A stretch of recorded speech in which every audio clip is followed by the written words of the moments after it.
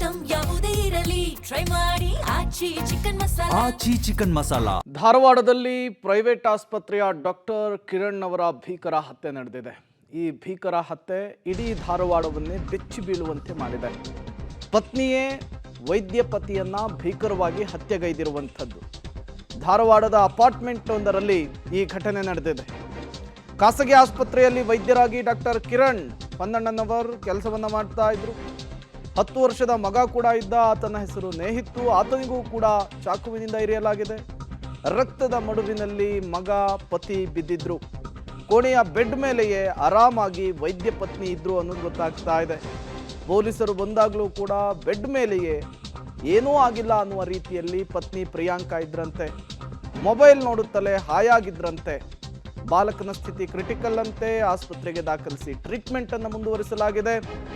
But ಈ ಭೀಕರ ಹತ್ಯೆಗೆ ಕಾರಣ ಏನು ಅನ್ನೋದು ಈಗ ಪೊಲೀಸರ ಇನ್ವೆಸ್ಟಿಗೇಷನ್ ಮೂಲಕ ಗೊತ್ತಾಗಬೇಕಿದೆ. ಡಾಕ್ಟರ್ ಕಿರಣ್ಗೆ ಇದು 2ನೇ ಮದುವೆ ಅಂತೆ. ಮೊದಲು ಡಿವೋರ್ಸ್ ಆಗಿತ್ತು. ಅದಾದಮೇಲೆ ಪ್ರಿಯಾಂಕರನ್ನ ಮದುವೆ ಆಗಿರ್ತಾರೆ. ನೇಹಿತ್ ಅನ್ನುವಂತಹ ಮಗ ಕೂಡ ಇರ್ತಾನೆ. ಸುಂದರ ಸಂಸಾರವನ್ನು ಕಟ್ಕೊಂಡಿದ್ರು. ಎಲ್ಲವೂ ಚೆನ್ನಾಗಿಯೇ ಸಾಕ್ತಾ ಇತ್ತು. ಬಟ್ ಇದ್ದಕ್ಕಿದ್ದ ಹಾಗೆ ಚಾಕುವಿನಿಂದ ಗಂಡನನ್ನೇ ಇರಿದು ಕೊಂದಿದ್ಯಾಕೆ, ಮಗನಿಗೂ ಕೂಡ ಚಾಕುವಿನಿಂದ ಇರಿದಿದ್ಯಾಕೆ, ಇದೆಲ್ಲವೂ ಕೂಡ ಈಗ ನಿಗೂಢವಾದಂತಹ ಪ್ರಶ್ನೆ. ಪೊಲೀಸರ ಇನ್ವೆಸ್ಟಿಗೇಷನ್ ಮೂಲಕ ಇದಕ್ಕೆ ಈಗ ಉತ್ತರ ಸಿಗಬೇಕಿದೆ. ನೀವು ಕೂಡ ದೃಶ್ಯವನ್ನು ಗಮನಿಸ್ತಾ ಇದ್ದೀರಿ.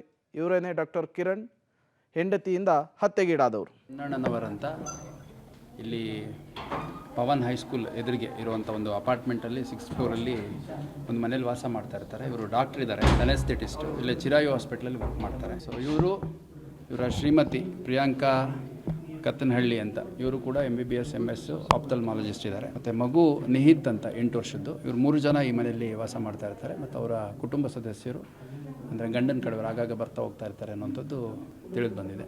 ನಿನ್ನೆ ರಾತ್ರಿ ಮತ್ತು ಇವತ್ತು ಬೆಳಗ್ಗೆ ಕಿರಣ್ ಅವರ ಸಂಬಂಧಿಕರು, ಸ್ನೇಹಿತರು ಫೋನ್ ಮಾಡಿದಂಥ ಸಂದರ್ಭದಲ್ಲಿ ಅವ್ರು ರೆಸ್ಟ್ ಮಾಡ್ತಾ ಇದ್ದಾರೆ ಮತ್ತು ಹೊರಗಡೆ ಡ್ಯೂಟಿಗೆ ಹೋಗಿದ್ದಾರೆ ಅಂತೆಲ್ಲ ಈಕೆ ರಿಸೀವ್ ಮಾಡಿ ರೆಸ್ಪಾಂಡ್ ಮಾಡಿದ್ದಾಳೆ ಅನ್ನೋಂಥದ್ದು ಕಿರಣ್ ಅವ್ರ ಕುಟುಂಬ ಸದಸ್ಯರು ಹೇಳ್ತಾರೆ. ಬಟ್ ಇಲ್ಲಿ ನೋಡಿದಂಥ ಸಂದರ್ಭದಲ್ಲಿ ಕಿರಣ್ ತನ್ನ ಒಂದು ರೂಮಲ್ಲಿ in the pool of blood ಅಂದರೆ ರಕ್ತದ ಮಡುವಿನಲ್ಲಿ ಬಿದ್ದಿದ್ದಾನೆ ಮತ್ತು ಮೃತ ಹೊಂದಿದ್ದಾನೆ. ಮತ್ತು ನಿಹಿತ್ ಅನ್ನೋ ಮಗು ಏನಿದೆ ಅದಕ್ಕೂ ಕೂಡ ಸ್ಟ್ಯಾಬ್ ಇಂಜುರೀಸ್ ಆಗಿದೆ. ಅದು ಯಾವಾಗ ಸ್ಟ್ಯಾಬ್ ಇಂಜುರಿ ಆಯಿತು ಅನ್ನೋಂಥದ್ದೆಲ್ಲ ಅಸರ್ಟೈನ್ ಮಾಡಬೇಕಾಗಿದೆ ಇನ್ವೆಸ್ಟಿಗೇಷನ್. ಫೋನ್ ಎತ್ತಲಾಗನ ರೀ ನಾವು ನೋಡಕ್ಕೆ ಬಂದು ಗಾಡಿ ಮಾಡ್ಬೇಕು ಬಂದು ಹಿಂಗೆ ಅದನ್ನಾಗೈತಿ ರೀ. ಒಳಗೆ ಬಂದು ಒಟ್ಟು ಬಗಲ ತೆಗಿವಲ್ರಿ. ನೋಡೋಕೆ ಎಲ್ಲ ರಗತ್ತಾಗಿ ಕಿರಣ್ ಸರ್ ನಮ್ಮ ಮಾವ್ರಿ ಮಳೆ 15 ವರ್ಷ ಆತ್ರಿ.